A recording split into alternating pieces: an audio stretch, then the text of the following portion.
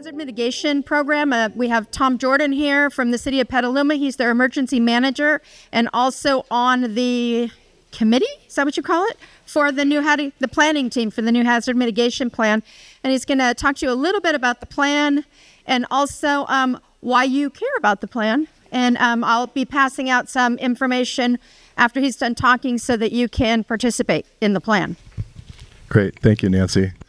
Good afternoon, everyone. My name is Tom Jordan, and I work for the city of Petaluma as an emergency manager. And in the emergency management profession, we have a lot of different roles and responsibilities, but mitigation is one that I've always taken to heart and one that I've found to really be one of the most rewarding. And there are a lot of different ways to kind of break that down. And certainly one way that we often see that is with just dollars and cents. And so for a long time, different government entities have said, well, if you spend $1 on mitigation, you get X back in return that you would have lost if you hadn't prepared for something. I like to kind of put things in terms that I can wrap my head around. And my 7-year-old daughter, and I kind of sometimes go to the beach. Have any of you been to the beach before? Just a show of hands. Okay. Awesome. It's after lunch. You got to do this. So, we go to the beach and we build a sandcastle, right? Good time. So you use the bucket, the sand kind of water mixture. You get it going. You get it just right. Dump it over. Sometimes that messes up a few times, but eventually you get that right. And then you carve in the little stuff and it's starting to get good. Maybe some seaweed decoration. And then the wave comes and it kind of wipes it away. I was like, shoot. Well, you still got some of the pieces and you kind of remember what it looked like. So the dream's not lost. But generally that next time you build the sandcastle, and if any of you have built the sandcastle at the beach, you probably know where I'm going, is you dig that little moat in the front. You remember that? The little moat in the water, right? And it scours around and the sandcastle stays up at least a little bit longer. And that's really just basically what we're talking about when we talk about mitigation.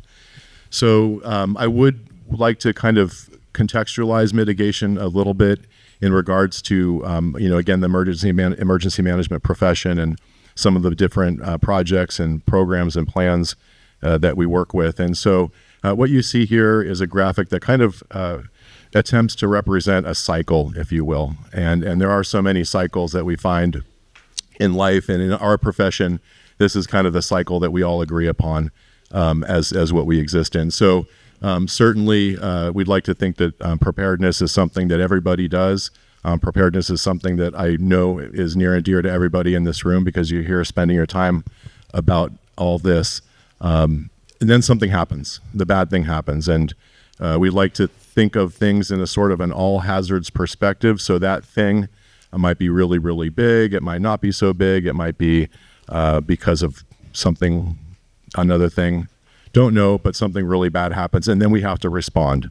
So that's when you see folks like Marshall and his team running around with the sirens on, trying to do things, and folks in my profession in emergency management going to a place called an emergency operations center. And is that term familiar to any of you? The EOC kind of place, and that's a really interesting space in a response because you have a very eclectic collection of different professionals that not only have different backgrounds, but also have very specific roles for any given response.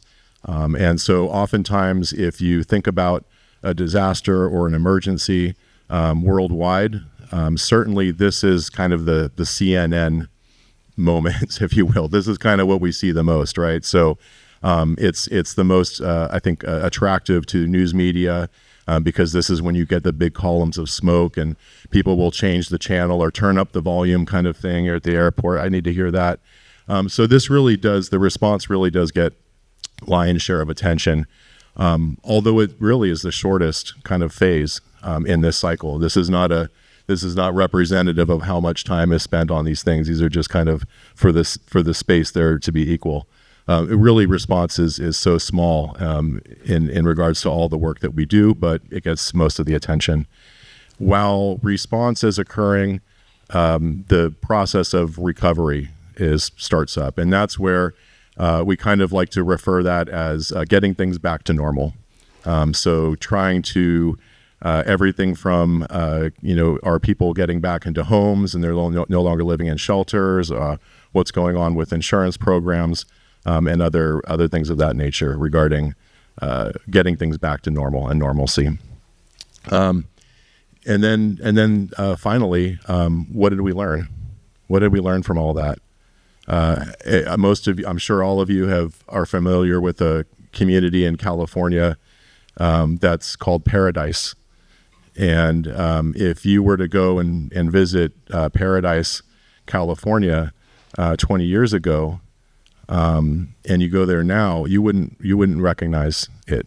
And that's not just because of the horrific tragedy that they endured, but because when they rebuilt in a manner such that they didn't want to face that same tragedy again.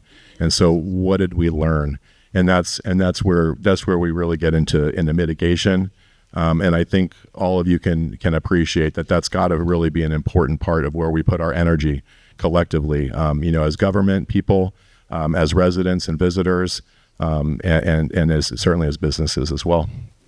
So, these are some words about this, but really I think they are important words and they're well thought through. And a lot of the material that I'm presenting on today is part of a body of work that we're doing. And I mentioned, projects and programs, but there's plans are very important. Plans are opportunities, just like in that emergency operations center that I referenced before. Plans are an opportunity for people from all sorts of different backgrounds, professions with different roles and responsibilities to get around the table proverbially, get that big pot of coffee going or tea or whatever, get some down and get going. And so here we see hazard mitigation is the effort to reduce or eliminate long-term impacts of known risks to people, property, and the environment from natural and human-made hazards. And so again, this is really about reducing loss of life. That's our biggest focus, is on reducing loss of life. With that generally comes a reduction to property damage and some of the other things.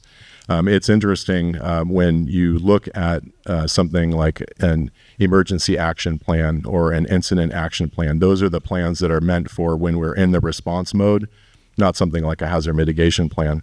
But when you look at those plans, one of the key things that they start out with is, what are the priorities in this response? What are the things that we hold most high in our value system in this response that we can make sure that the first responders make decisions around when they're prioritizing their tactical level things? And life safety is always at the top. Life safety is always up there. Property is generally number two. And there's a very interesting nexus between property ownership and property value and the emergency management profession.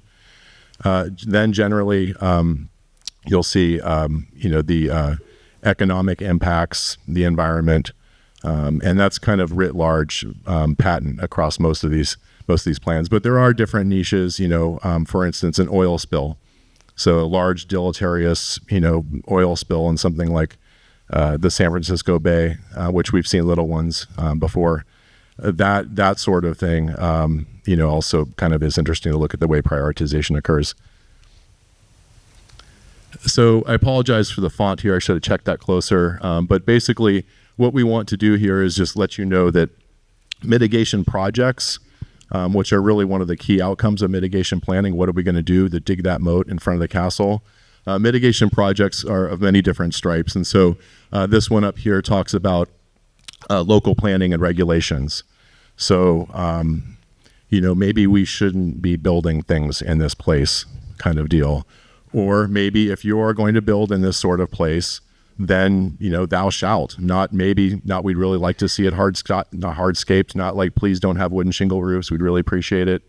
No, that thou shalt. If you are going to build in this space, you're going to conform to code. So that's kind of one type of a project, is to build those out. Another is to do some impacts on infrastructure. A project that I really appreciate in the world of mitigation is something called the Denman Reach project. Any mitigators in the room here from Petaluma? I wonder if you could show me your hands, Petaluma area. So Petaluma, we get kind of a cyclical flooding that happens. And it's one of those things where it's like watching something in slow motion on a video, where it's like, okay, here it comes. It's coming. It's going to happen. It's about to happen. it's happening. So we know, and then it happens over and over again. Like we've seen this movie before. So one of the things that the city did was we did a mitigation project. We call it the Denman Reach just because geospatially that's where it's located. But it involves an opportunity for us to upstream of where we've had this cyclical repetitive loss flooding, upstream sequester some of that water in different mechanisms so that it doesn't impact the businesses. And it's just something else to be in an emergency operations center during something like a storm, knowing that everyone in the room has seen this damage. Okay, this business is going to have water ingress, and then it doesn't happen. And you know it's not going to happen again. It's an amazing thing. So a little bit about the plans. On this slide is an illustration, or a picture rather, of the copy of the current standing Sonoma County multi-jurisdictional hazard mitigation plan, and you'll see 2021 on there. The date of mitigation plan is really important because it's the only plan. You might not believe me when I say this, but Google it if you don't. But in the emergency management world, for emergency management plans, the hazard mitigation plan is the only plan that has a time requirement where we as a city or as a county or whatever should update it and must update it every 5 years. Our emergency operations plan, disaster recovery, all these other plans, those don't have that hard set requirement. The hazard mitigation plan does. What's really exciting about this go around for the update of the Sonoma County multi-jurisdictional local hazard mitigation plan is this year. It's not kind of like partial multi-jurisdictional, it's all. So every city and town are not only every city and town, but there's a total of 24 participating jurisdictions. So incorporated cities and towns, special districts. You'll hear it many times that the fire doesn't stop when it hits a town border or the city lines. It's going to keep going. And so why not have all of us at the table when we look at projects that could mitigate the impacts of those fires? So what this will look like from a document framework perspective is there will be a body of the plan, and the body of the plan will delve into these hazards of concern that have been identified. And then for each participating jurisdiction, there will be an annex. So for instance, for the city of Petaluma, where I work, we'll have an annex to this plan. And in the annex, that's where we are going to list out the projects that we want to do. And again, if you take anything from this presentation about mitigation plans, it's really about these projects, identifying projects, that moat that goes in front, identifying projects that, okay, maybe some are easy to achieve, maybe some are aspirational, maybe seem like a moon launch. We don't have the money kind of thing, but you still want to start getting that down because the money can come. And maybe it's a grant, all sorts of different things. In Marin County, south of here, they have done an extensive amount of wildfire fuel mitigation through a wildfire prevention authority that got stood up on the back of a pretty significant tax measure. So when you're doing these kinds of project thinking, it's really good to have, I guess, what you call an abundance mindset, if not a beginner's mind. So here's a kind of a nice little walkthrough of the process to get this plan done. And again, it's a requirement for every 5 years. So we started out kind of organizing resources. So who's going to join in? And that was really a tough, hats off to the county on this, because it's not easy to get a 5-year commitment from anybody. Yeah, number one. And then again, with these hazard mitigation plan, this is a group of people. So for any given little city like little old Petaluma, it's like, yeah, Tom wants to do it. He's super excited. Well, what about the planning department? Planning department's pretty important. How about the city engineer, the city manager? So building consensus around an agreement just to do the project and get everybody on board was a huge lift. And Sage, with the county who's not here today, was really instrumental in making that happen. And I really applaud the county's leadership in ensuring that every city and town is in there. I spoke to some of the practical application importance of that, but frankly, in this world, there's a lot of grants that we're kind of chasing, and that's a real big box to check. If you can tell, rich Uncle FEMA that we all get along, here in Sonoma, and we're all looking at these projects as cross-border projects and multi-jurisdictional projects, it goes a long way. Just imagine a group of kids and they're cooperating. Okay, we can trust you a little bit more. Phase 2, risk assessment. So this is a fascinating aspect of hazard mitigation planning, because now you remember I said we're doing this every 5 years. So how much really changes are, in the, yeah. So some of you are looking at me like, yeah, what about climate change, Tom? Absolutely. We are seeing all sorts of different impacts from climate change in the hazard portfolio. And really that's where we do this risk assessment.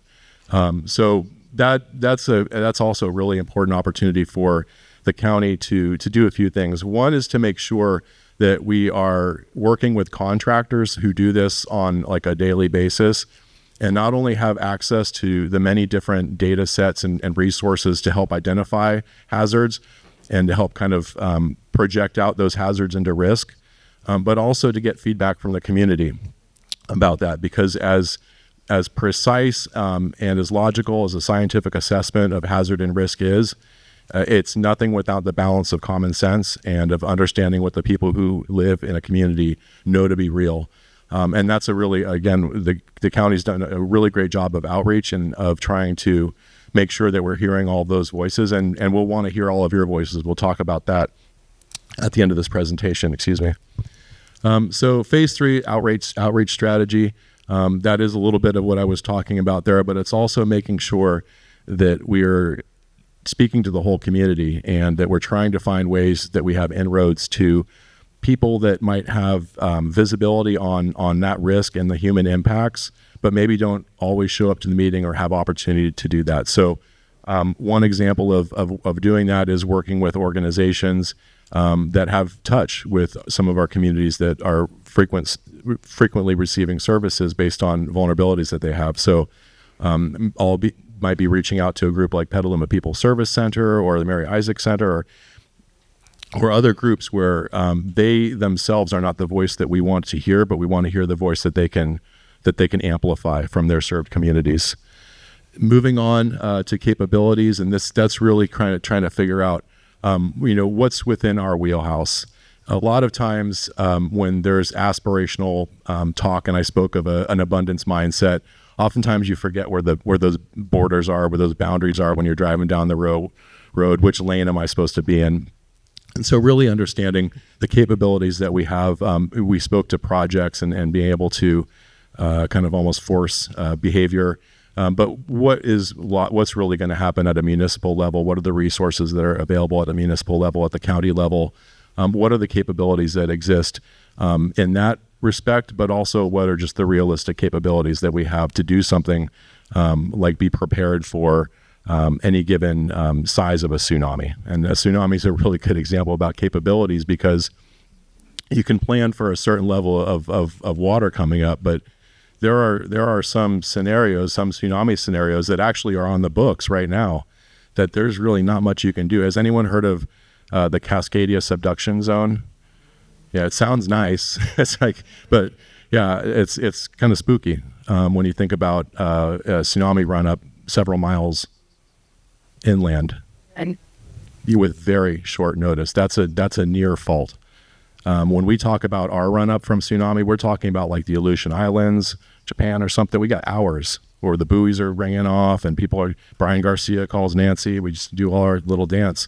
Because Cascadia subduction zone, no dice. It's a real quick one, and it goes deep. So, what are the capabilities? What can we really realistically do? And that leads right into the strategies. So again, a great opportunity to have a multidisciplinary approach from a city level, but also to look at a cross-jurisdictional level and the ways in which we can kind of develop some strategies that aren't just limited to what we look at through a soda straw every day, but the breadth of resources that we've identified in that capabilities phase 4. 6, planned maintenance. This is kind of interesting because I really like to think of all of this as this is all really planned maintenance.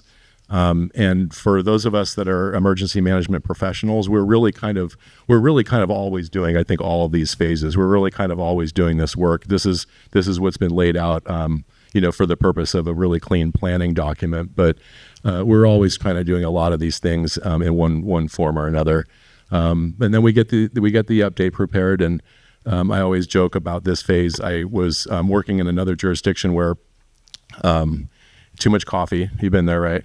And so it's like, oh, we'll just write the plan in-house. We're not going to have a contractor. We won't need any of that stuff. We'll do it all in-house. And what I forgot was that when you write a big document, like that thick, big document, there's some things like, word processing, editing, like a lot of things that you don't necessarily study up on to get into the emergency management profession, but you need people that are professional and competent in doing all that, bringing it all together.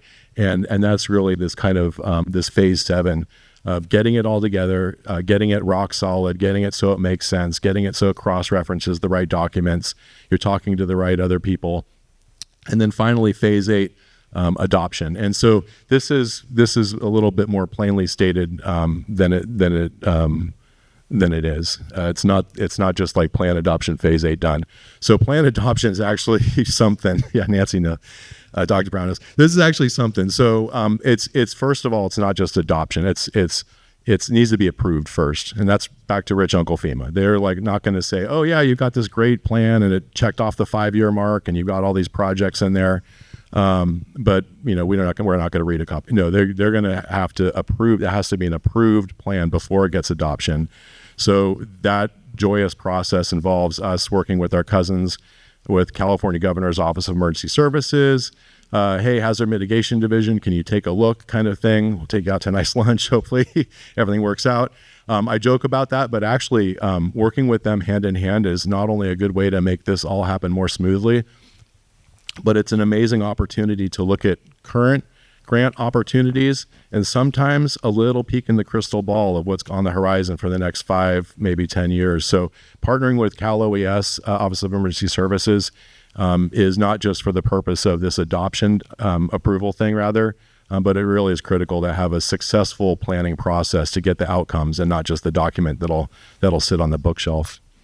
Now for the adoption part. So we talked about how hard it can be to herd the cats and get a bunch of people to have any of you ever seen a city council meeting or attended a city council meeting? Okay. Yeah. Right. So this is the final kind of hoop to jump through, if you will. This is where the plan has to be adopted by the local residents of a community vis-a-vis their elected officials. And so here we find a lot of different opportunities to ask questions that maybe could have been asked a few months ago, but here we are answering them now.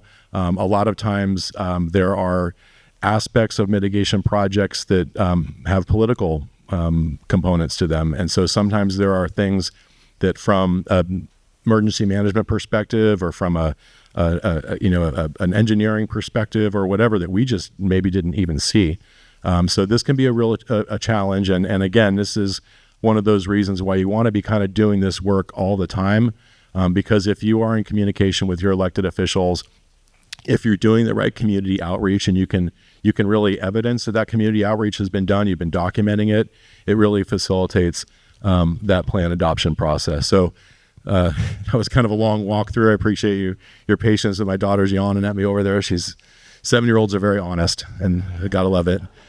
How to participate. So this is really, I said if there was one takeaway, it's that if there's mitigation plans, you want to have good projects in it. Scratch that. I misspoke. This is really if there is one thing that you take away, and Dr. Brown's going to pass out some copies of this, so don't worry about trying to get it with your phone from where you're at. But these are QR codes.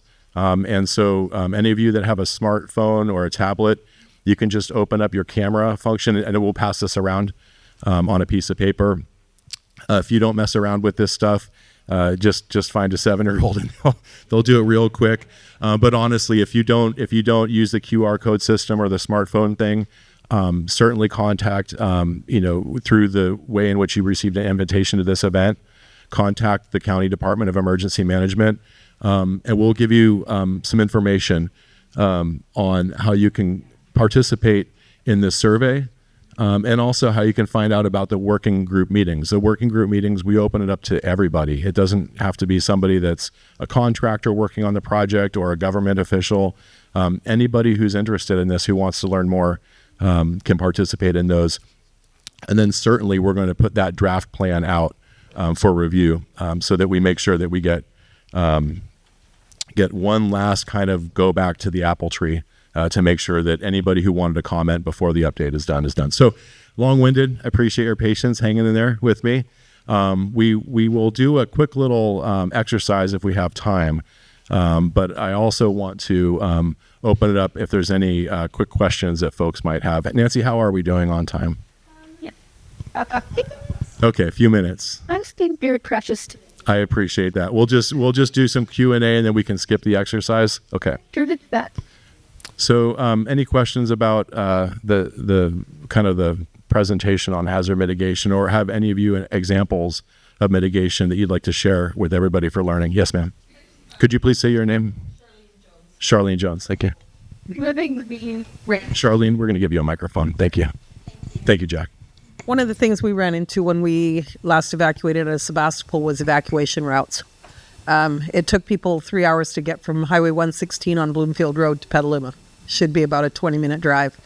So will those kinds of things get addressed in the planning process of this, of where we can better designate, if you live in this area, don't go to 116, go, some of the county roads out, because that was a serious concern. I mean, we were lucky the fires weren't close enough to us that they were at our backs, but that was a lot of what happened in Paradise, was people got trapped trying to get out.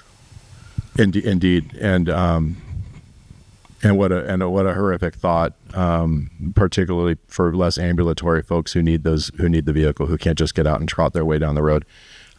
You could have been a shill, because that's actually a really, really big thing right now, is this aspect. And one of the reasons why it's a really big thing is because back to that mitigation projects legislation.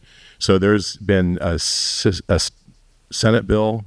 There's two Senate bill. There's a Senate bill and an Assembly bill right now at the state level that are germane to what's called the safety element of a general plan.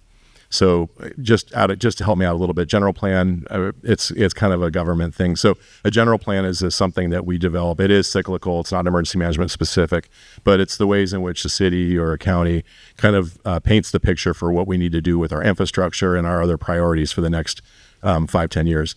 So, and it's a statutorily required document. There's a safety element in there, and there is new state legislation which actually requires cross-tie between the local hazard mitigation plan and the safety element of the general plan, specifically around evacuation routes. That said, I'm not going to put anybody on the spot, but I'm pretty sure Marshall would agree with me. That said, this evacuation route thing it can be really misleading, I think, in that if you, and you really painted the picture well, knowing the route is really such a small aspect of it. It's knowing what that route's going to be like when everybody else. And, an example I give sometimes is coastal communities. And I've been involved with a project where we're looking at doing alert and warning for coastal communities for tsunami run-up, because a lot of times that's where your cell phone won't work right. Or maybe you're there at a vacation rental, so you're not assigned, the SOCO alert doesn't know you're there kind of thing to call you. And so looking at the influx of Airbnb type businesses, where you have a lot of communities where, on that hillside, 20 of those were vacation homes, where maybe they come up from the city, once a month, but now we don't know, like, is it all booked out or whatever? So just the amount of volume on a route, I think, so yes, to your question, it is something that's very seriously addressed in this process. But from a practical perspective, if I'm just talking to you right now, it's really, and you all know this if you're in this room, but it's be tuned in, know how to, watch duty, be really tuned in to what's going on with that incident and get ahead of it. Never get behind it. And that's everything from like having things packed, ready to go, the animals, everything. So I hope that answers your question about the evacuation routes. Yeah. Other questions about mitigation planning or the current hazard mitigation plan update that we're doing? Okay, well, I'll take that as a positive. Thank you.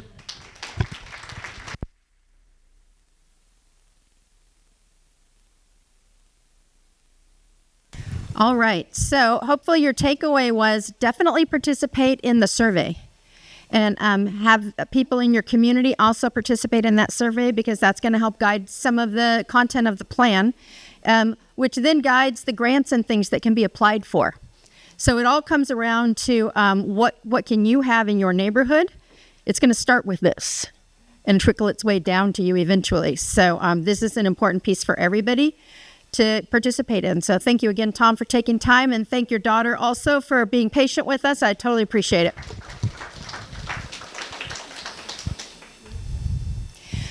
Okay, first thing to address. Does everybody here know I used to be a florist in my last life? Well, 2 lives ago, I was a florist for a long time. And in our flower shop on Valentine's Day, when we were running up to that, which was a big deal in the flower industry, it was like probably one of the first things I noticed about emergency management that was similar, because we would take a business that had 20 people in it and turn it into a business with 150 people, just like that, every year, over and over again. So we always had to be planning well in advance to make sure that would happen. When people buy something for the person they love and it doesn't last as expected, they consider that an omen. Something's wrong with the relationship, or my wife left me because my plant died. So one of the things we would do is we'd start stocking succulents immediately. And the reason, because you guys know about succulents, right? They're so awesome. They're on your table, and they're on your table for a reason. Succulents will just do what they do. They don't have to be watered. They don't have to have sun. They don't have to be cared for. They're still just going to keep moving forward with their mission, which is to grow. And they just do it. But if you water succulents, it's amazing, because then they grow faster, they bloom more, they multiply in a very special way. So first of all, I wanted you all to have some succulents to take home with you. Thank you. But the other thing is, I want to water you too, okay? So we have some really cool plans that we're introducing. I'm going to go over these briefly, but I will be available when we're done to talk about these if you guys have questions specifically about them. The first part is our new community activities. So we have a basic grant budget for these. Who here took advantage of the first aid and CPR last go around? I can't tell. Oh, yes, you did. Okay. So for up to 20 people, so depending on how big your group is, maybe not everybody, or maybe it is everybody, we can offer you at no cost to you a first aid CPR program. The second one, and believe me, when I talked to the county lawyers and said, hey, you know what, I want to offer a chainsaw class. They're like, wait, what? But you know what they saw was that the risk outweighs the benefit when you talk about people who have trees falling all over, because when one tree goes, it's just not one usually, right? The trees are falling everywhere. And when that happens, people end up with their actual ingress and egress blocked, which is a tremendous safety issue, especially depending on what's going on and caused that. And so as I presented to the lawyer, if we had a person in every neighborhood who understood the safety of a chainsaw, we would first of all have a lot less people showing up in the emergency room. But also, we would be able to help people get out when they needed to, when they couldn't reach out to a firefighter to come and help them with that, or when the firefighters were already removing trees from lots of other places. So this is a fairly restricted program. We can't have everybody in your neighborhood, but we can have one person for your neighborhood. And depending on how many people, maybe 2. So if you have 2 people, please put them both down and apply for that as well. And then we're also offering a full flood workshop. So this is going to include having some of the tools, learning about sandbagging, some hands-on things, some basic preparedness things, as well as some things for people to take home that will help them be more prepared for floods. So this is a workshop for a larger group of people, so 30 or so. As I said, we have a basic budget for this, and I can't tell how many people are going to apply for what, so I can't tell you how many of each I can offer to you. But whatever you're interested in, please apply for it. And then we will, in that pamphlet you're getting right now, it's also going to tell you what we're going to be grading those things on and how we're going to make judgments on it. Last year, we didn't have more than we needed, so everybody who applied got what they asked for. So we'll see what happens this year. I really can't predict either way. Now, next, when we were here before in 2023, one of the things that people told us was, we want to learn how to do tabletop drills in our neighborhoods. I think you're the one that said that, Katie. So Gisela and I set about creating neighborhood tabletops.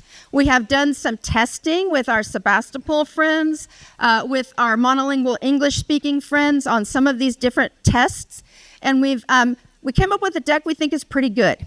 We have one for earthquakes, we have one for floods, and we have one for wildfire. And each of these gives you a scenario, gives you directions on kind of how to put it together, and how to actually do it. Ellen, I think you've done, where's Ellen? Oh, Ellen's done one in her neighborhood. So she organized it. She invited me to attend, which I was happy to, but she had it. She had it all going on. If you have questions about it, if you do want someone from our department to attend, we're happy to do that also. But the thing about tabletops is it's an incredible learning opportunity, because people experience the information you've been trying to tell them in a very different way when they try to play act it, put themselves in that situation. So a really great opportunity for your community to come together to do something they haven't done before.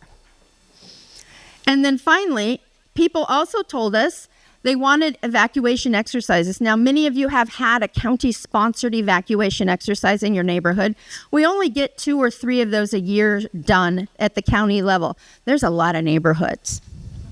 So we put together this pamphlet, and you're also getting that is basically a how to just go ahead and do it in your own neighborhood.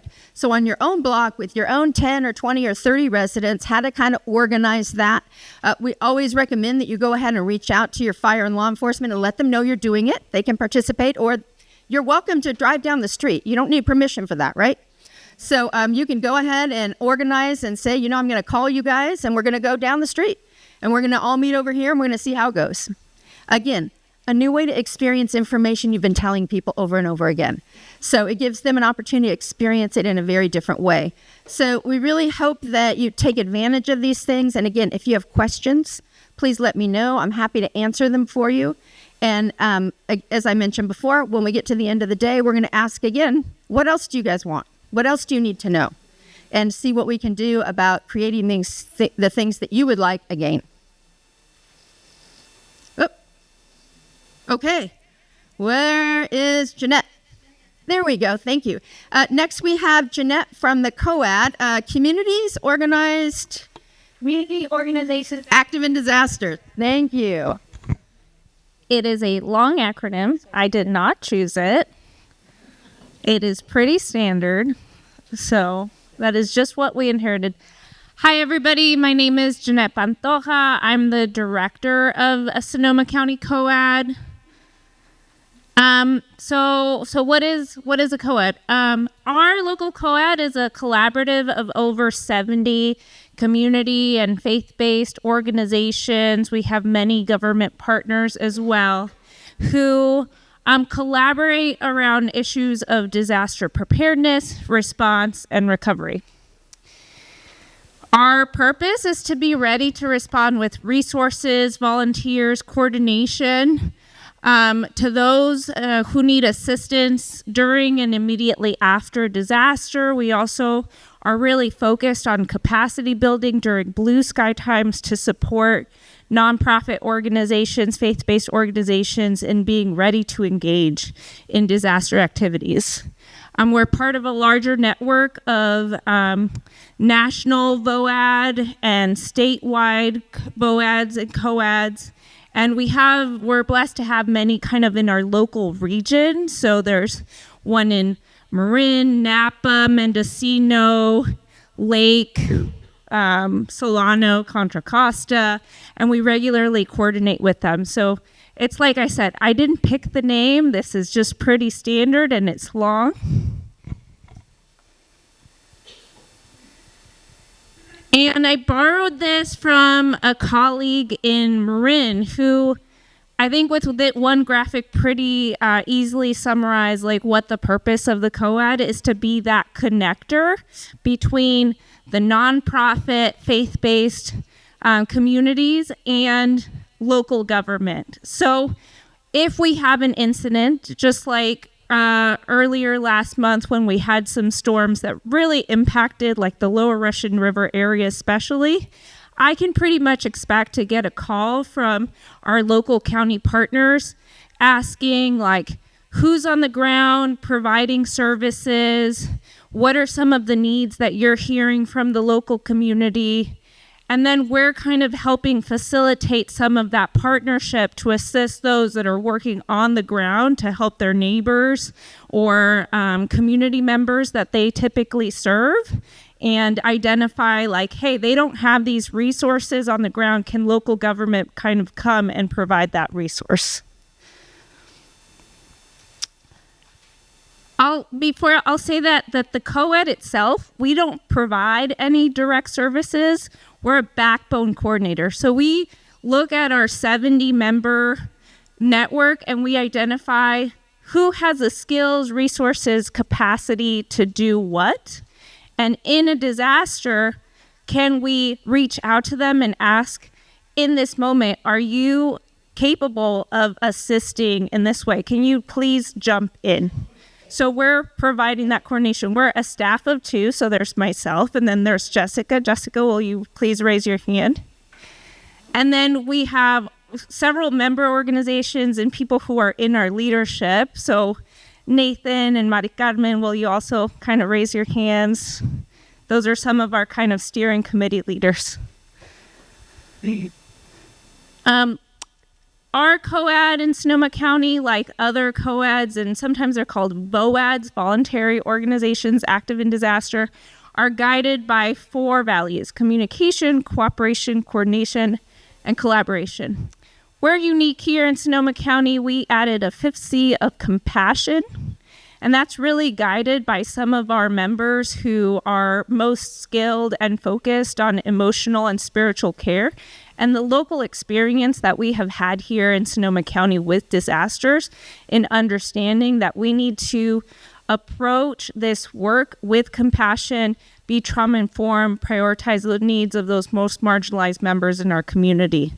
It also, the 4 C's, I think, very well reflect the spectrum of resources, time, capabilities that are represented in our member organizations. There are some, like the Red Cross or the Salvation Army or Team Rubicon, that they do disaster services all of the time, all over the country.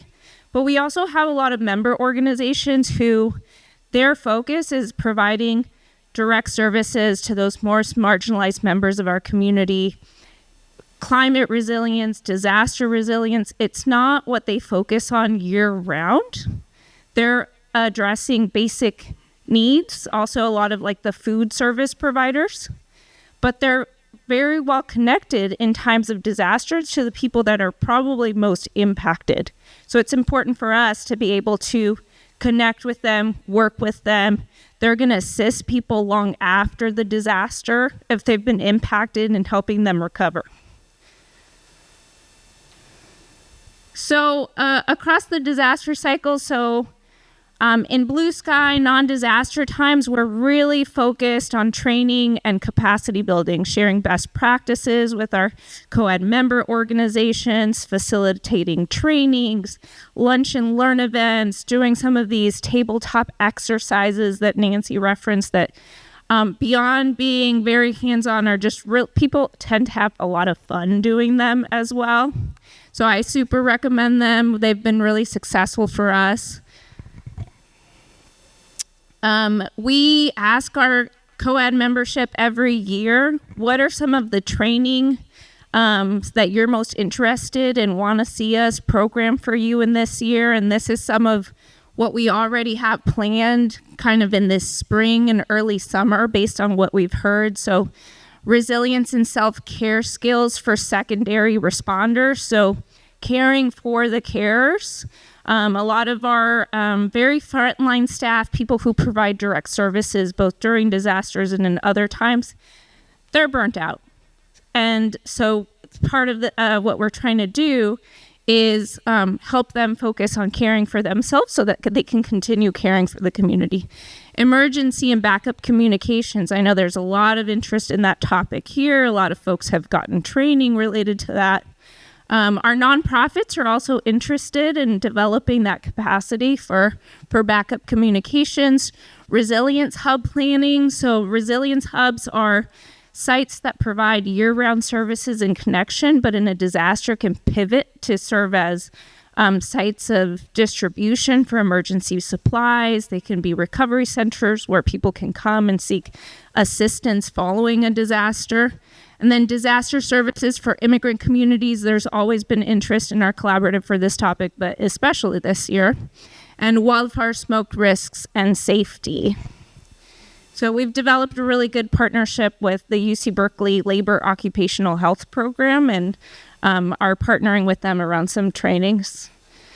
During response time, so you see Nathan there, Alma, and myself, we are liaisons for the nonprofit sector in the Emergency Operations Center during a disaster. So we'll sit there with all of the county disaster service workers, the Department of Emergency Management leadership to help support kind of planning and bring in information and disseminate information out into the community.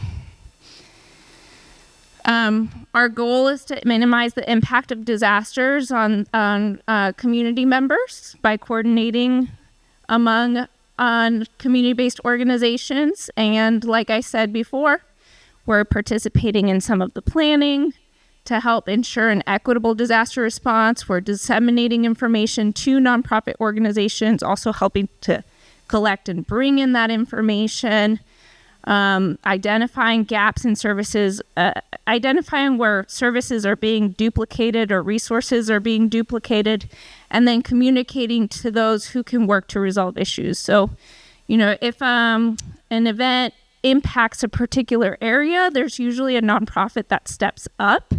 So our goal there is to say, what else do you need? What else could serve the community in this specific area? Let us help you identify some of those organizations that can come in and either, supply feeding or help with after flood cleanup or provide kind of other services that might be needed, but that you yourself can't support or provide.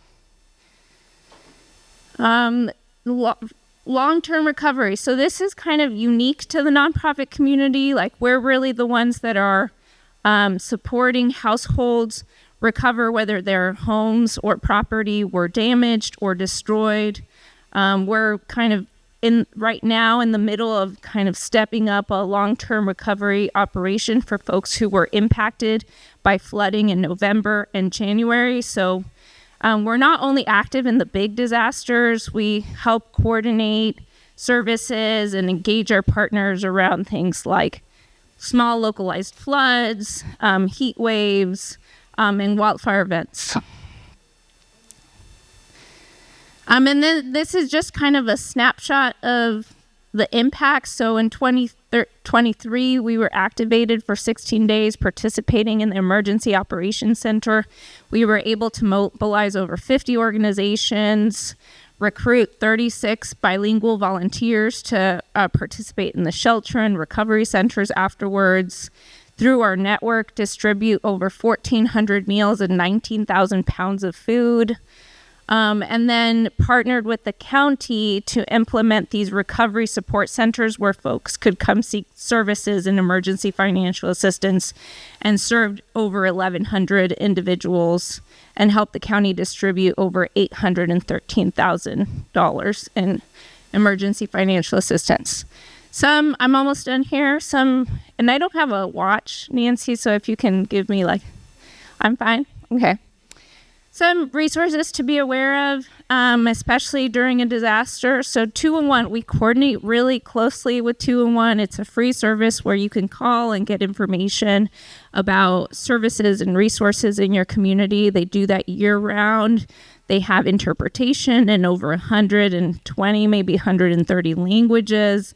And in a disaster, they pivot to provide disaster-specific information. And then we really push a lot of the other COAD members and nonprofit organizations to keep 211 updated with what new resources and services they're providing.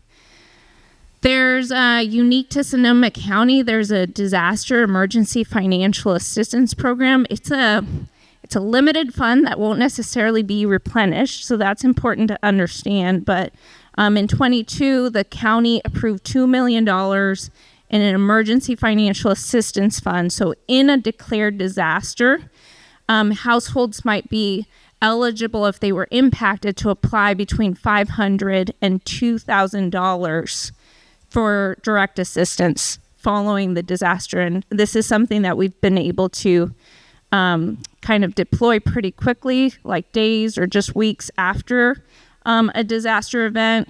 If you're waiting for kind of FEMA or other types of assistance, sometimes the wait can be very, very long. So we're trying to support Sonoma County residents quickly. And then, as I referenced, long-term recovery assistance. What might happen following a larger disaster is nonprofits get together. We apply for funding, whether to a foundation or if state or federal programs might activate to provide long-term recovery assistance. We help coordinate that, provide disaster case management services to those impacted community members. How to get more involved in the COAD. So 3 options here. The first is become a member. And so you don't have to be like a 501c3 nonprofit to be a member of the COAD. We have a lot of community groups that participate. I think for this crowd specifically, something that is really helpful to us is to kind of have a better understanding of what the leadership structure might be within your neighborhood group, because we typically rely on like 1 or 2 point people per organization to be like, that is our connection to your group, to whom we're disseminating information, who we are reaching out to during a disaster to know if there are any needs. So early last summer when we had that fire in the Tri Creek area, we reached out to COPE and we said, COPE, what groups do you have in the area? Can you please connect us specifically to any leaders in those groups so that we can identify any needs that could be met through nonprofit services or that we can help elevate otherwise. Volunteer. So we partner with CVNL, the Center for Volunteer and Nonprofit Leadership. They are the emergency volunteer coordinator for the county. So they are responsible in a larger disaster. Nancy will give them a call and she'll say, activate the EVC, and they deploy volunteers where needed, whether that's to shelters or to other kind of recovery centers or points of distribution, resource distribution.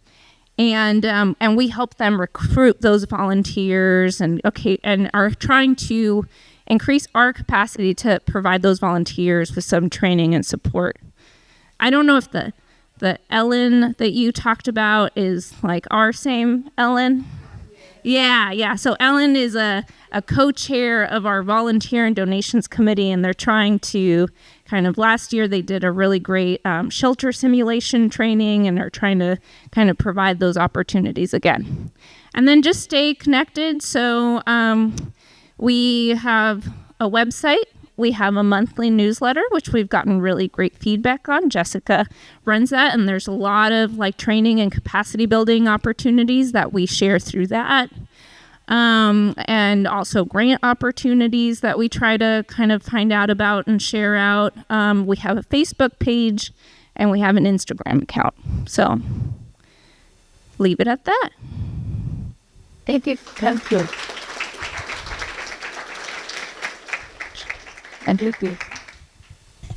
Any questions for Jeanette? I have a comment. You did great. I just want to give a shout out. You were amazing. You guys both do a fantastic job. I am so glad that this county has something to out for those that be not well thinking hitter. And this is the group that should see. There are, so many experts in their silos, right? Taking care of whether it's food or housing or legal service or whatever. You've done a wonderful job of bringing those people together and meeting the needs of this very important part of our community. Thank you so much.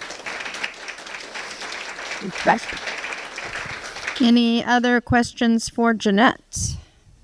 Okay, thank you so much for coming out on a Saturday. I really appreciate it. There's her information if you want to give her a call, write her an email, tell her how great she's doing, any of the above. All right. So these next two are along this same theme. So these are organizations that you may or may not be aware of in the county that are working to help overall manage in a disaster that response piece. So obviously they're doing work now so that in a disaster they have the capacity to really spin up fast and do a lot of real good in the community. So next up, we have we have an organization, and I'm not sure what happened to this, so hang on a minute. I'm going to have to pull up a different slide deck. Hang on one second. Here it is.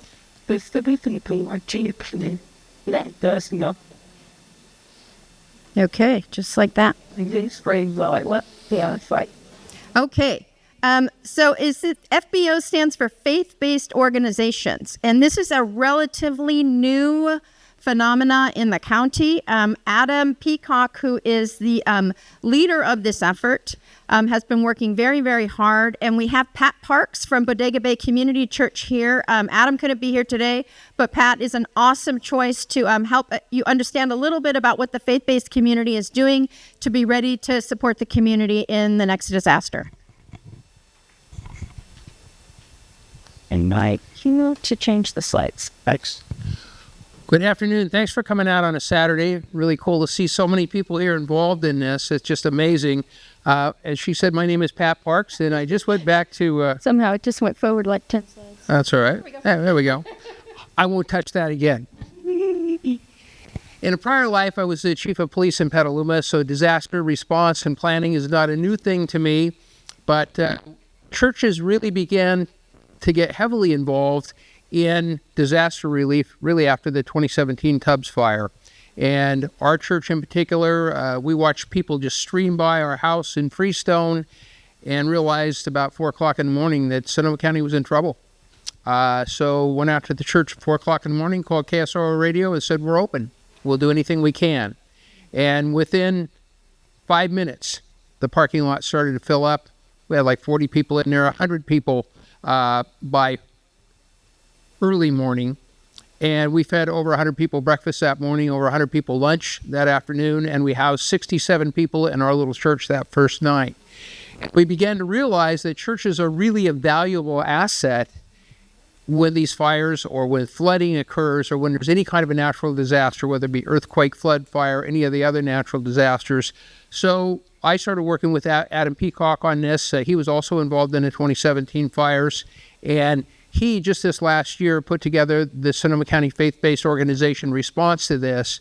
So this is taking what the COAD is doing, what Sonoma County Office of Emergency Services is doing, Department of Emergency Services, just taking it one step further and saying, how can we help? So I'm going to walk you through some of the ways that the faith-based community can help in times of disaster. How many of you have a church or something close by, a synagogue, mosque, close by to your home? When you're doing community planning, I just really encourage you to reach out to them and say, are you involved with the FBO? Are you a part of it? And then if they're not, just say, would you like to get involved, and use them as a resource in your community, because there's housing, there's food, there's financial resources, all of which we can provide in the event of a fire, flood, natural disaster. That's why we're here, and now we're collectively pooling our resources and saying, how can we work together as a faith-based community with all the varied faiths? So what do we bring to the table? Well, first of all, we're rich in diversity. We have all ethnic groups, all religious groups. Everybody's involved. This is not just a church organization, not just a particular denominational organization. It's an organization that brings all the diversity into Sonoma County that we have in this community together and say, what can we do in time of disaster to help people navigate whatever they're up against? Secondly, is our communities. We're service organizations, just like Rotary, just like the COAD, just like every other service organization. That's what your churches are. That's what we do. We have a food bank at our church. We do things in our community. We're actively engaged. First aid training we've been through with our church, things we've done that we want to be prepared and ready for these things. And also we have local knowledge. Usually when you engage with a church, you're going to have people in there who've been in the community a number of years. I've been in my church 38 years. I've been pastoring for over 20. And all that time, and I have all the expertise I brought from Petaluma PD with me. My son works for the sheriff's office, so we're very actively engaged in this kind of planning. We just did a session. We've done 3 of them now for what to do in the event of an active shooter. So churches are having those kind of planning. So we're doing that through the FBO, and I worked with Adam in coordinating that and planning that so that we know how to respond in any kind of disaster. So we bring that local knowledge. You have people in your churches, I guarantee, that are affiliated with some emergency response. They're first responders, as firefighters, police officers, paramedics. Somehow they're already engaged, and they are great assets for you to bring in and say, okay, how do we connect with the church and use that information to prepare for these times of disasters and getting prepared together. So we bring local knowledge.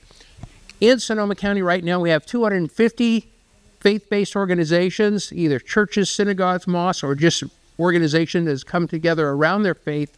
We have over 250, and 125 of them right now are somehow engaged with the FBO. So a half of them have come on board and said, hey, we'll map our resources with you.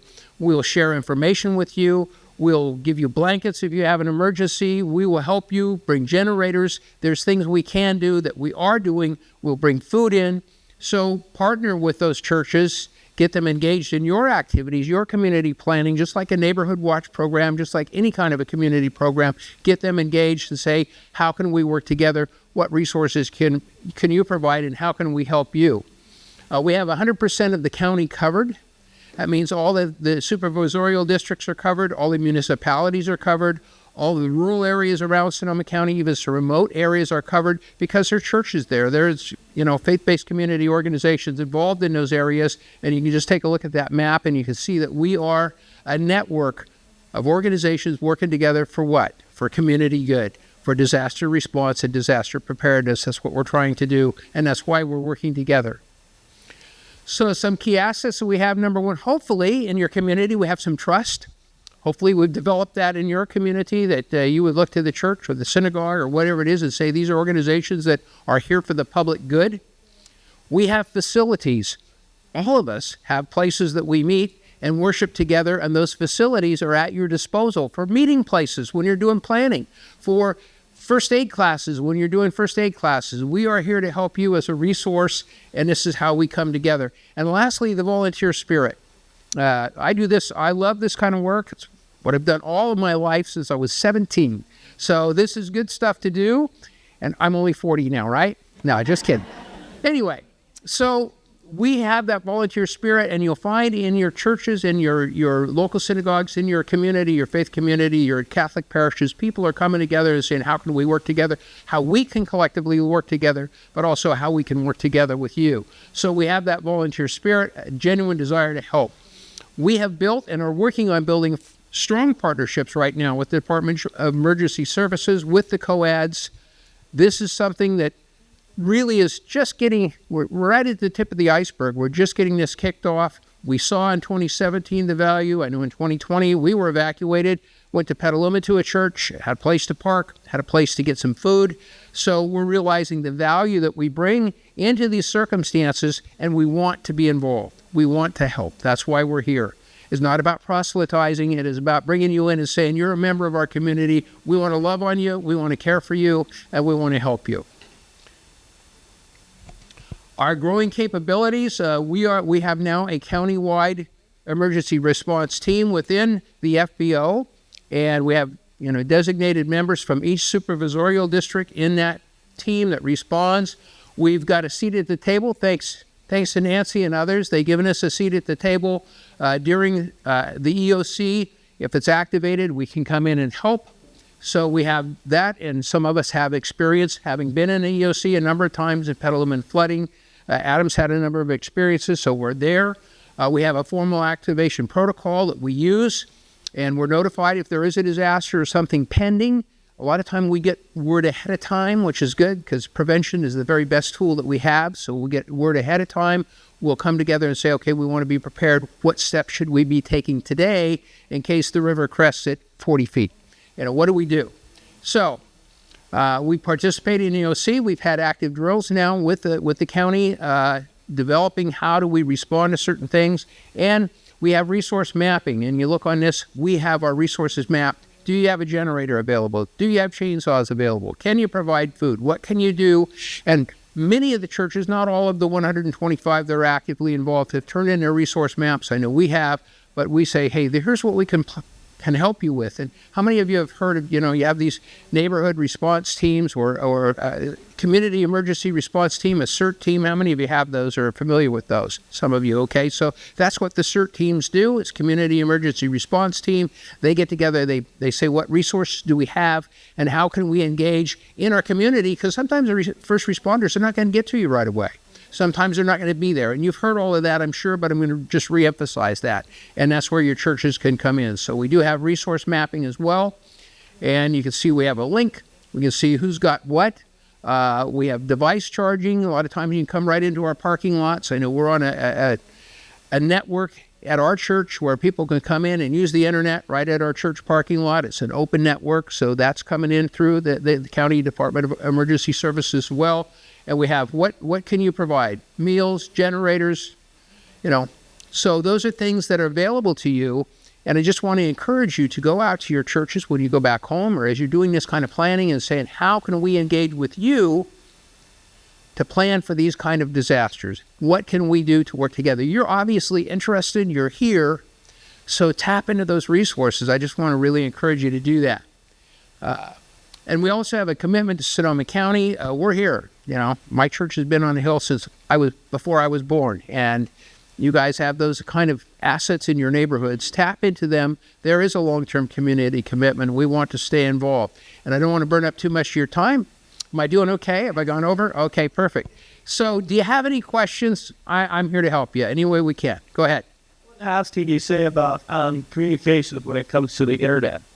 Do you have an antenna that's basically on property that you can go to? That we found out most of us, whether it's a basketball, for communications and literally just on our cell phones as is. When this starts to happen, it's gone. So that's why the reports of radios. But what do you have that?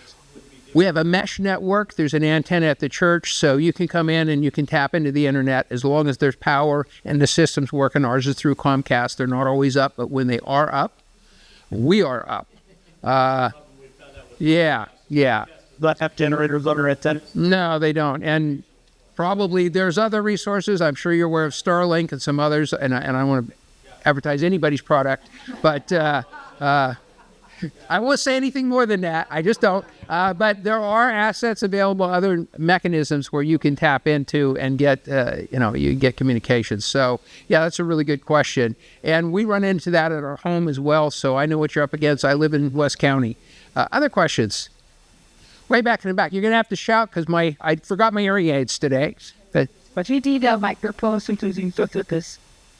Thank you for your work. The volunteers in the year, it's the thing so we did for the help loss. I never asked anybody to for house worship, but many times volunteer worship. And we're not. I just want to thank you for your work. As a volunteer in Oakmont, I never ask somebody what their house of worship is, but many people have volunteered. When they do so, oftentimes it's a non-emergency situation where they're ill, death in the family, whatever. So I've been able to develop an informal network in regards to what house of worship they're involved in.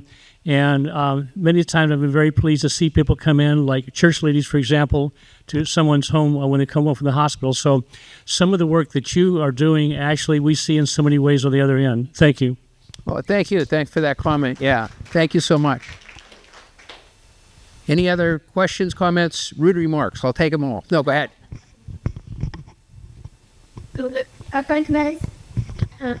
meetings, like monthly, or how do you guys stay connected? Yeah, And- we're in a regular cycle. We do have meetings frequently. I won't say they're always monthly, but we try to get together about once a month. Sometimes it's every 6 weeks.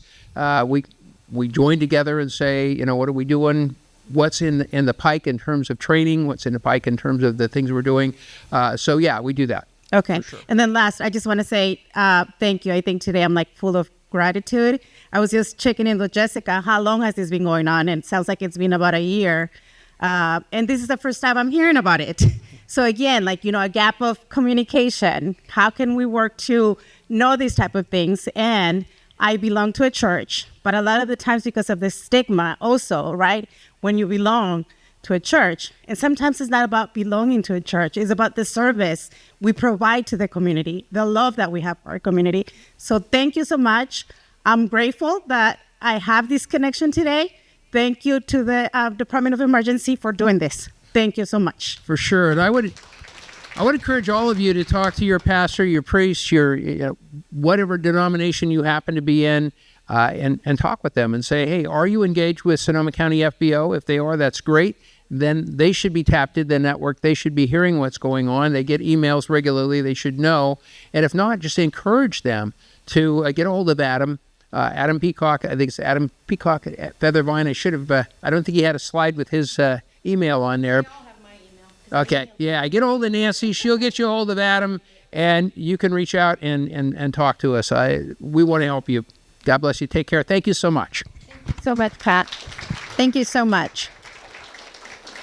Let's see here.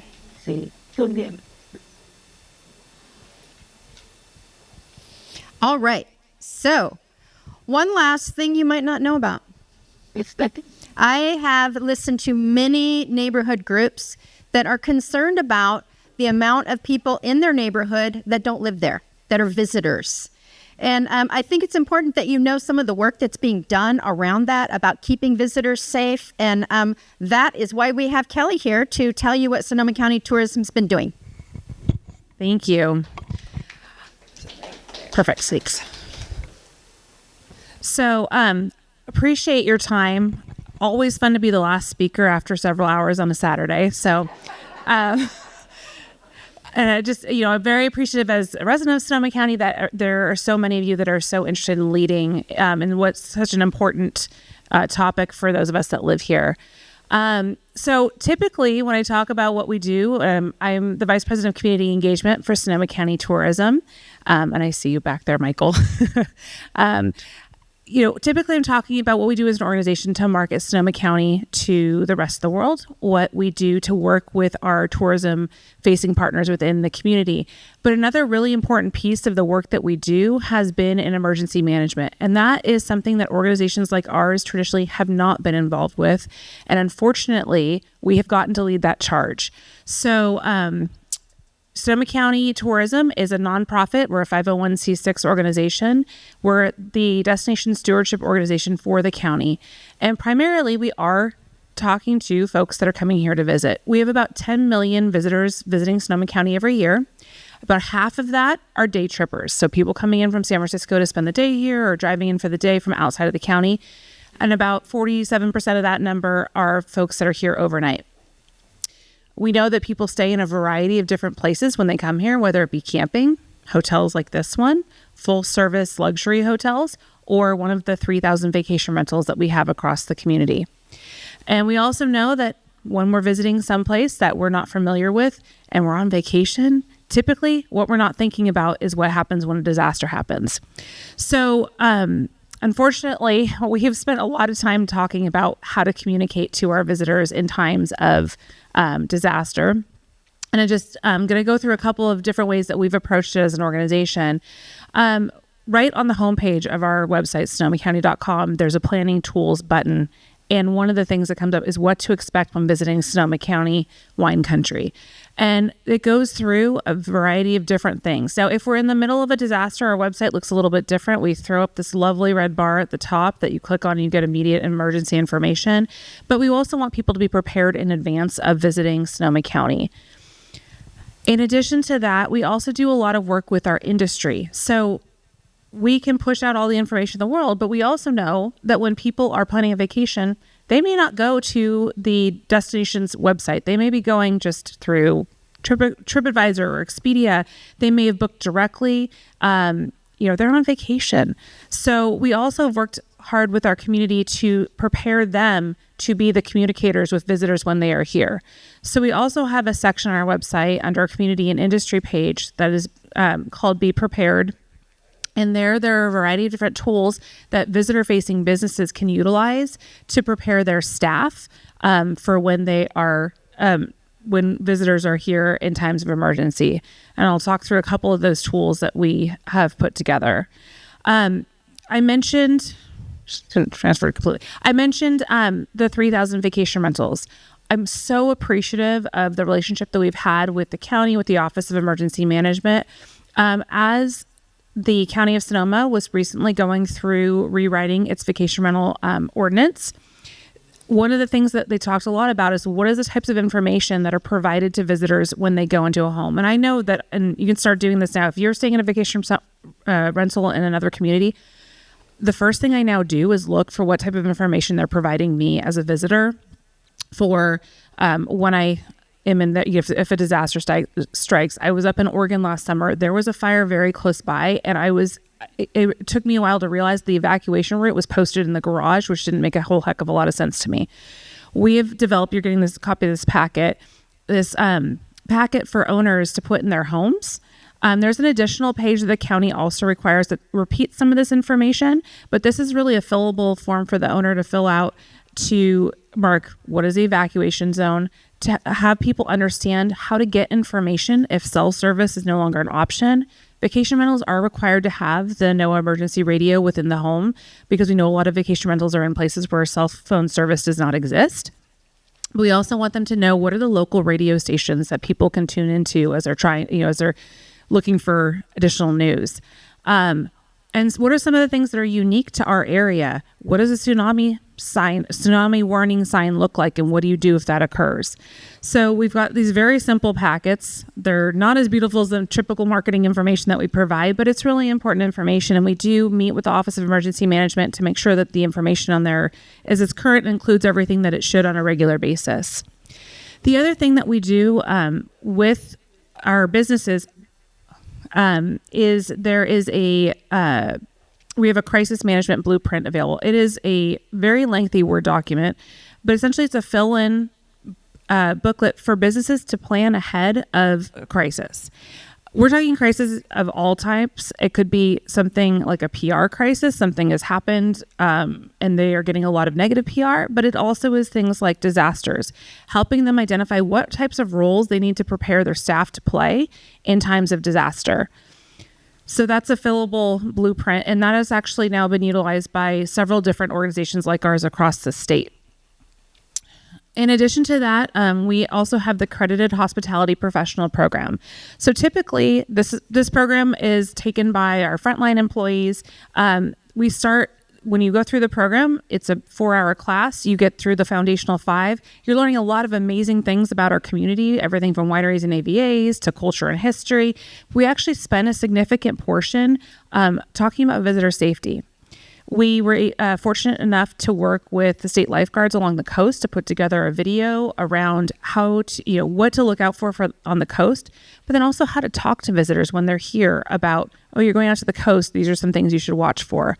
But in addition to that, we also go through floods, earthquakes, wildfire, and really how should a business prepare their staff to talk about emergencies when they occur. Unfortunately, a lot of the hotels learned on the fly in 2017 how to evacuate their guests. We don't want them to have to do that the next time. So we talk about, making sure that they can tell their guests very plainly the best evacuation route depending on where the disaster is located.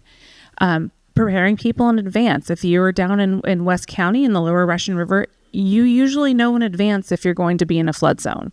So how do you prepare your guests? The other thing is really talking through with guests what the reality is of the situation. We also, there are times that we know in advance and there are times that we don't, that a disaster is coming, and we want to make sure that people are prepared without frightening people. When you're trying to evacuate in the middle of the night, you don't know where you're at. That can be a really scary thing. So if we provide all that information up front, then they know that it's there for them if they need it.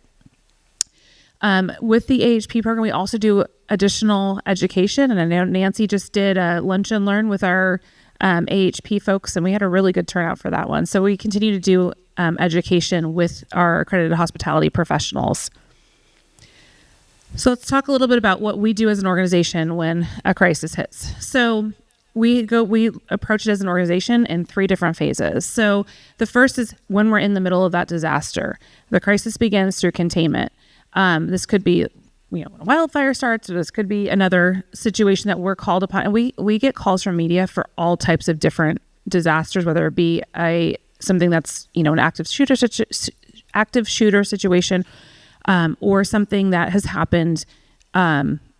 There's things that every time we think we've heard it all or have thought through everything, there's something new. But really that phase 1 is what happens when there's immediate crisis. Phase 2 is that short-term recovery. So you have to remember we're playing a purpose as an organization of attracting visitors here. So we know that 1 in 10 jobs in our community is in hospitality and tourism. And the economic impact to our county as a whole is over $2 billion a year. So while we know that when a disaster strikes, it may not be the right time for visitors to be here, we also need to think through how do we make sure that we invite them back when it's time. So short-term recovery is usually, that's as we're getting through that disaster. It may not be the time to turn on marketing again, but we're thinking through what are some of the ways that we're going to approach it when it is. And then that long-term recovery is usually when we're talking about economic impact to our small businesses. How do we shift our focus to inviting visitors back? So during phase 1, what do? We send out partner alerts, and these are just emails to our stakeholder group. We send out our email distribution list. It's about 4,500 individuals. Most of them are in the tourism space. They're going to be small business owners. They might be GMs of hotels. Oftentimes, these partner alerts are important because the folks that we work with know that they're getting real information for us.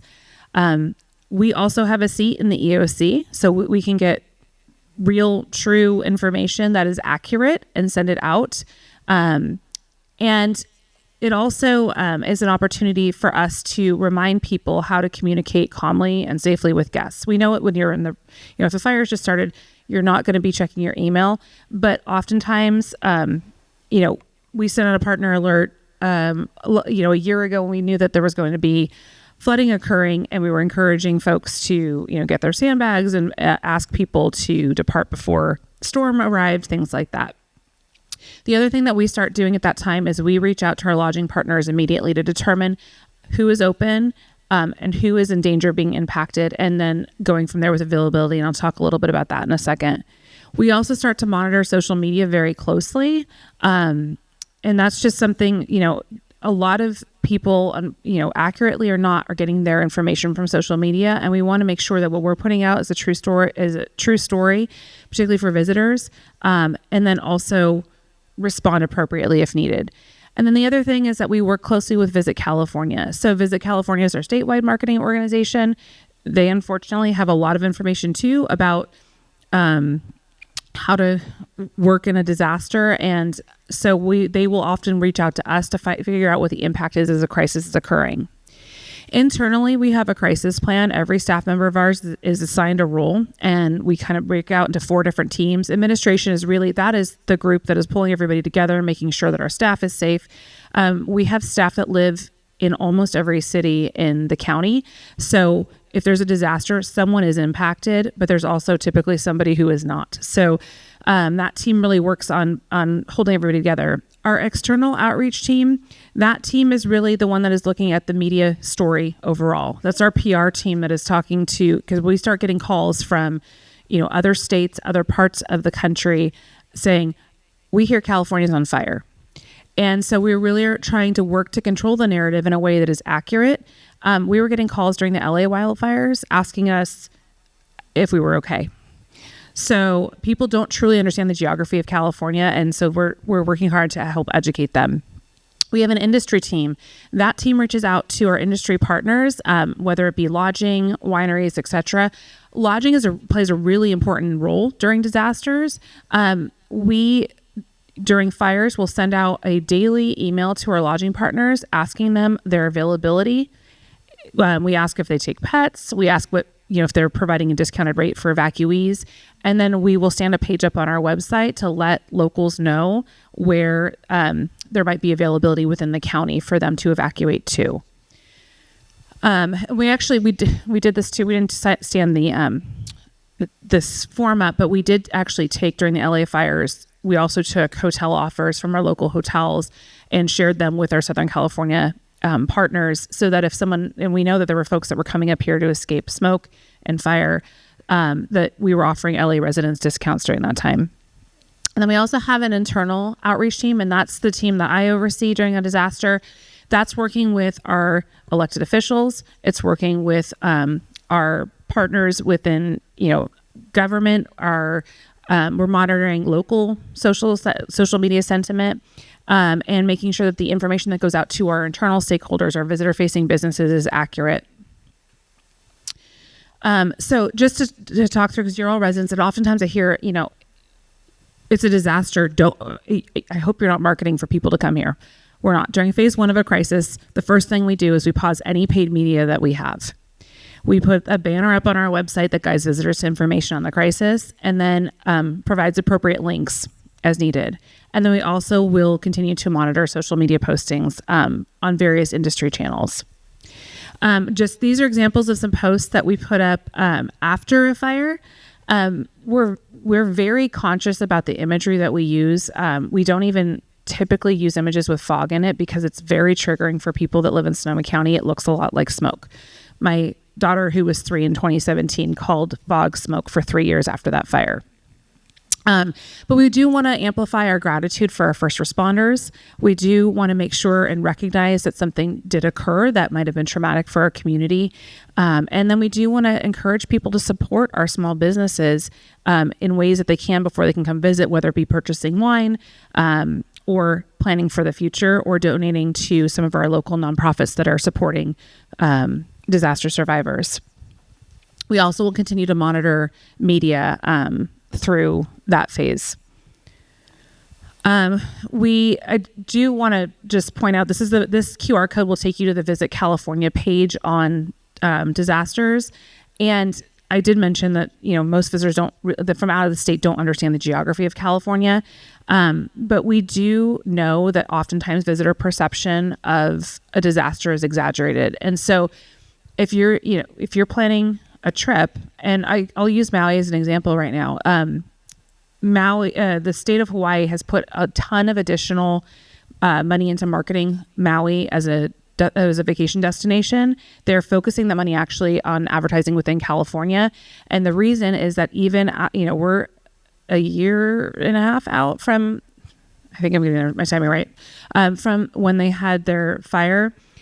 Their tourism industry has not recovered because people are not coming back because they're trying to be sensitive to the situation and not wanting to impose on residents. But those are people's jobs and businesses in tourism. So there is still effects and rebuilding occurring, but there's a lot of people that work in the tourism industry that are dependent on visitors. So Visit California oftentimes will help funnel marketing dollars into a destination after a disaster to help bring visitors back when it's an appropriate time. I don't think I touched it. I didn't put a slide in it about it, but I just, want to point out that we know that the work that we do is very sensitive. Tourism can be a topic that people either love or don't when they live here. But I personally would never want to live in a place that people don't want to come visit. And I'm so, so grateful that we live in a community that does come together both in times of needs and then when things are also going well. The one thing I will say, getting to work in marketing of our destination, when we have people come here, the thing that they say, if you could tell people that live here authentically love Sonoma County. And that is not something that you see in every place that you go visit. So, I just want to say that we are residents too, and we want to work with the community to ensure that we're providing accurate information for visitors while still recognizing that they're such an important and crucial part of our economy. We know there's additional work that we can always do. But if you ever have questions, please feel free to reach out to me. I'm happy to chat more about what we do as an organization. This is just a piece of it, or how we can provide additional support, because I think there's always areas that we can grow. So thank you, Nancy, for the invite. Thank you so much, Kelly. Do we have any questions for Kelly? Yeah, in the back. Yes. Yes. We've been trying to develop like this part. I can send it to you, and it is on our website. So if you go to the community and industry tab at the top, and actually you can get to the Be Prepared page on either the community or the industry button that comes up, and it is on our Be Prepared page. Is KSRO still an emergency station during disaster? Yeah. Okay, then Yeah.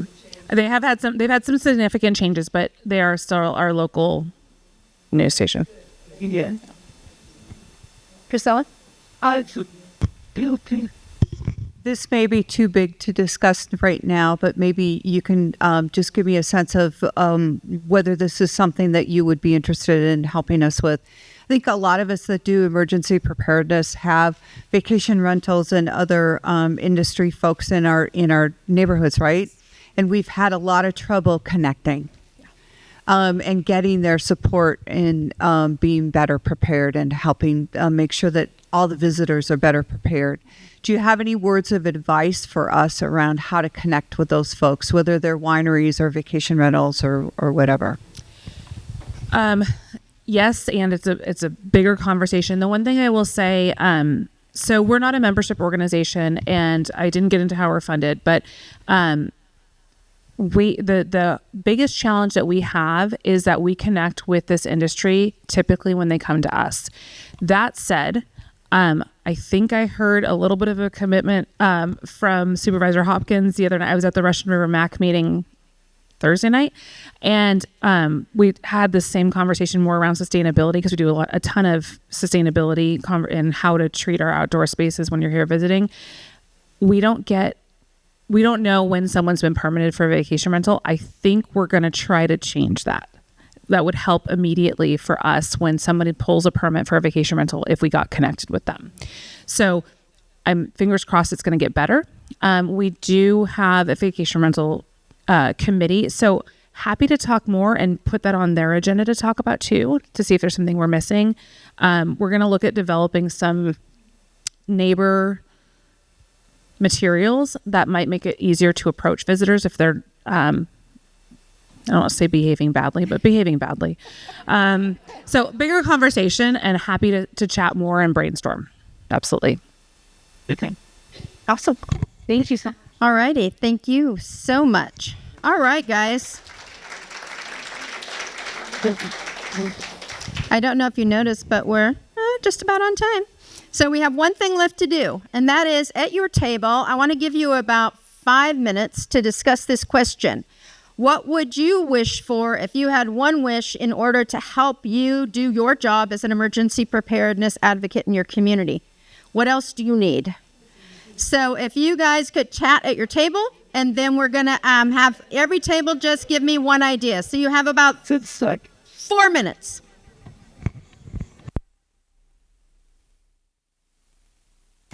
All right. You guys have an idea right here? Yeah, sure. Okay. We were talking about more community involvement. Everybody in their neighborhood has their own particular concerns or issues, but I think that what we were saying was that, hello, hi everyone, just shout. Hey there, good afternoon. We're about to close in just a few minutes. We just want to hear from everybody. So, yeah. So what we were saying is there are a lot of great ideas, but the one consensus that we had in our group was more community involvement within our own small communities, within our own neighborhoods. We've got a lot of great ideas today, so hopefully we can move forward. Awesome. And for those of you who don't know what an evac pack is, that's what this is. Many community members come to us to get these to entice their neighbors into getting involved. We have quite a few of these outside that door right there, which if you want to take some home with you, please do. We brought them so you wouldn't have to come to my office to pick them up. Who's talking for you guys? One of the issues that we've been confronted with is convincing people that the Good Samaritan laws are there to protect you, since the whole purpose of when you're in an emergency situation is to save a life. And if you're reluctant to do so because you think that there's liability that's involved, how do you overcome that? How do you convince someone that those laws are there to protect them and that they will? That's a tough one, and let's work on that, shall we? And also, for those of you who don't know, Sonoma County Department of Emergency Management is now sponsoring a CERT team. We have trainings coming up in April in Sonoma Valley. We have training coming up in May at the in Santa Rosa at the EOC Center. There's flyers out there. We're also holding class, which we were holding in March in Spanish. So we also have classes in Spanish. So we're training people. You can then join the team or not join the team, but then you have those skills in your neighborhood, and you also are going to get a much better idea about those Good Samaritan laws, because we do talk about that quite a bit.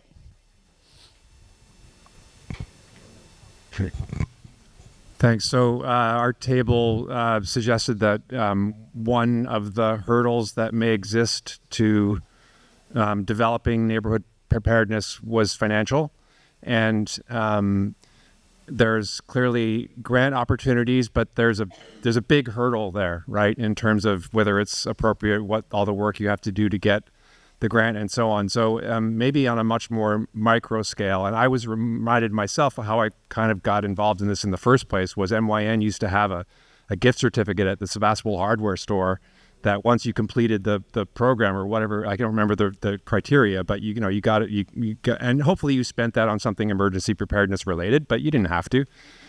So some kind of like low barrier slush fund that is somehow administered. I know it's there's all kinds of hows and who's and all that kind of stuff, but that was one thing that we felt would be very helpful.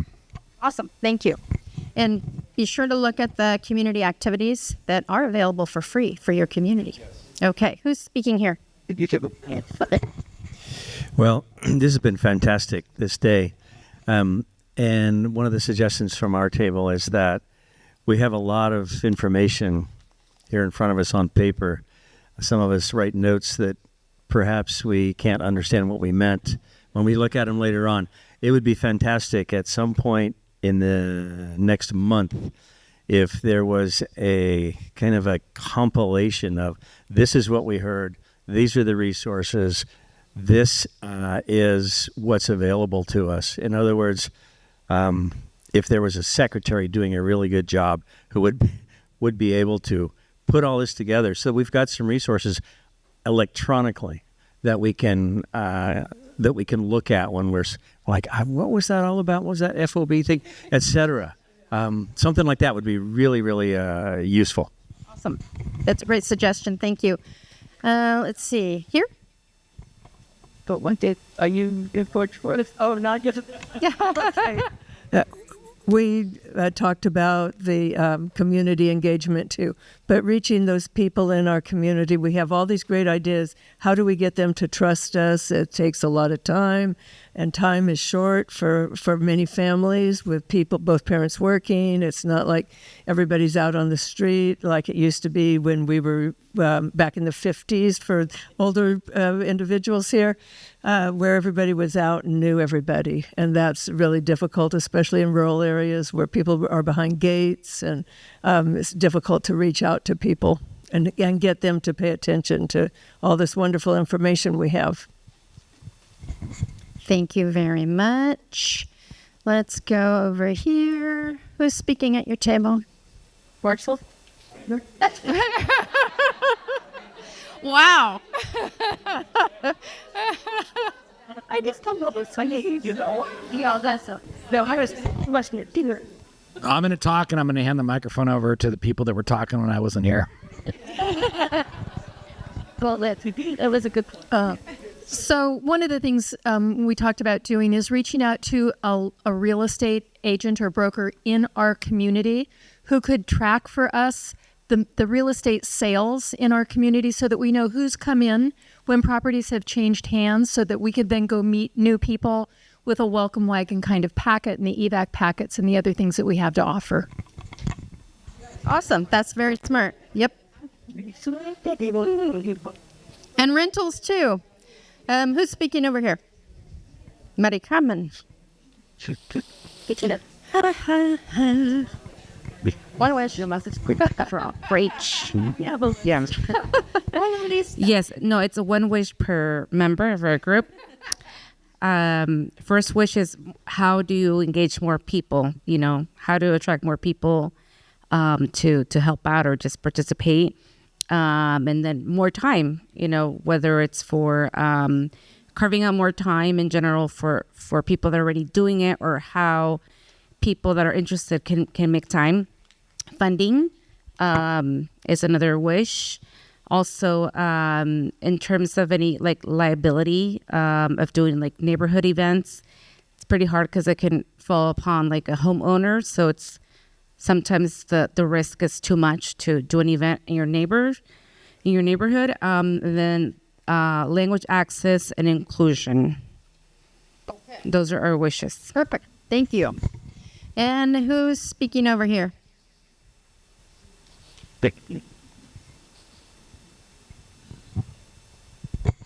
I think continuing the theme, communication and participation.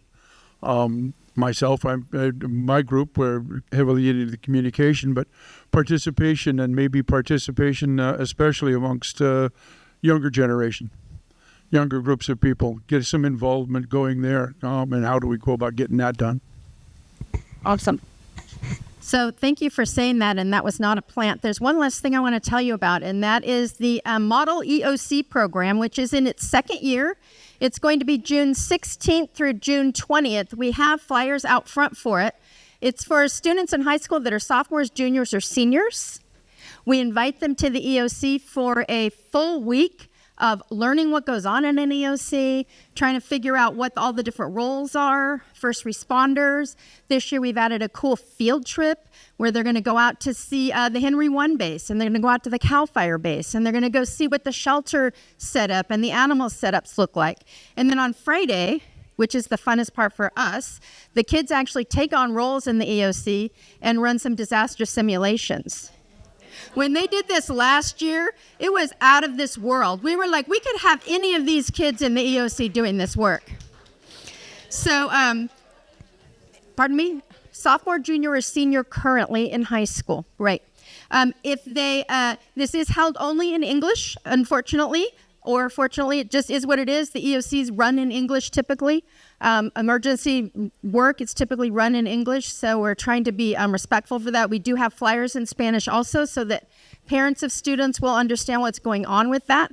Students who do not have a ride, we can provide transportation for them. The program's free. They get a delicious lunch every day. So if you know kids that are interested, please grab a flyer and have them sign up, because we'd love to have that full, and we'd love to have more kids learning about what goes on and getting that social conscious early.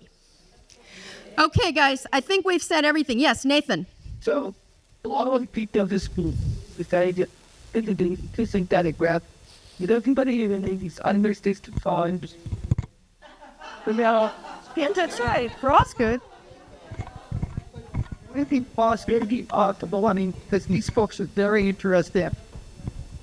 Everybody here is very interested in emergency preparedness. Would it be possible to consider having some tours of the EOC for people in this demographic, just so that people understand where it is, what goes on, and how it operates? Yeah. Should we do an adult model EOC? Well, let me see what I can fund. I think it sounds great. Yeah. All right. Thank you, Nathan. And if not a full program, maybe we can work out a day-long program or something that'll give people an opportunity to see what goes on. I think it's an important piece because it helps people understand when things aren't going the way they thought they would, what's going on behind the scenes that might be taking longer than if you're sitting at home waiting for information, then it's actually happening quickly enough. So I think it's a really cool thing for everybody to have a little experience in. Yes. Consider studying the adult level and not at high school. I know I would be willing to pay some kind of a fee to participate in it because I have been involved in EOC from working in public safety from two sides of it, but I think it's invaluable for people, especially who are taking on these kind of leadership roles, to understand the process. Gotcha. And a small fee, if you can't fund the whole program to do it for nothing, I don't think a small fee is unreasonable. Okay. Boy, our EOC is going to get really popular, isn't it? Yeah. All right. So we are at a close. 5 minutes late. I apologize for taking 5 minutes out of your day. I will continue to be here for a while. So if you have questions or things you'd like to tell me, please do. If you have comments on the program and other things you didn't get a chance to say, please email me. If you agreed on the sheet out there that other people could have your email address, I will be sharing that list with those who agreed with that. Otherwise, of course, I will do a follow-up email. I'm going to do my best to be the best secretary I can be and get a web page set up with all of the documents and things in one place so that you can also revisit all of this information. And thank you so much for all your time. I really appreciate it. Thank you.